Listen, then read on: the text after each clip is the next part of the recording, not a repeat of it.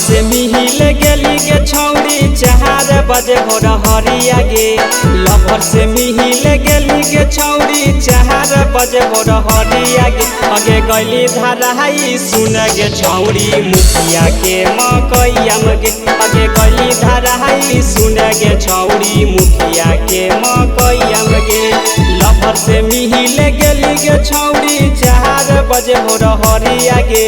Lover से मिहिल गेली गे छौड़ी 4 बजे भोर हरिया गे। अगे गली धराई सुन गे छौड़ी मुखिया के मकैयम गे। अगे गली धराई सुन गे छौड़ी मुखिया के मकैयम गे।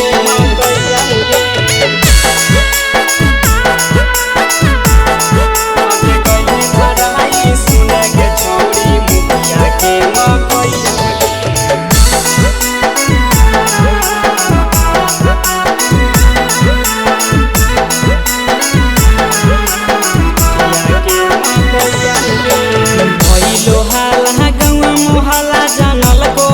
सहरिया गे।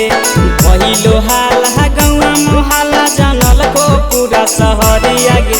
अगे गली धराई सुन गे छोड़ी रोहितवा के मकैयम गे। अगे गली धराई सुन गे छोड़ी रोहितवा के मकैयम गे। भइलो हाला गौआ मोहल्ला जानल को पूरा सहरिया गे। भइलो हाला गौआ मोहल्ला जानल को पूरा सहरिया गे। अगे गनी धराई सुन गे छोड़ी रोहितवा के मकैयम गे। अगे गनी धराई सुन गे छोड़ी रोहितवा के मकैयम गे। मकैयम गे अगे गनी धराई सुन गे छोड़ी मुखिया के मकैयम गे।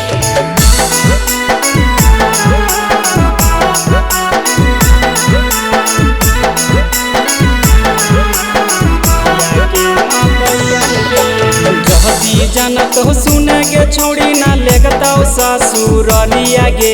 जहदी जानत हो सुन गे छौड़ी ना लेगतौ ससुरलिया गे। अगे गली धराई सुन गे छौड़ी मुखिया के मकैयम गे। अगे गली धराई सुन गे छौड़ी मुखिया के मकैयम गे।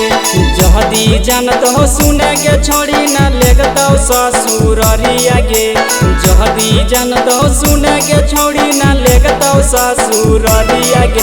अगे गली धराई सुन गे छौड़ी गुलशनवा के मकैयम गे। अगे गली धराई सुन गे छौड़ी गुलशनवा के मकैयम गे।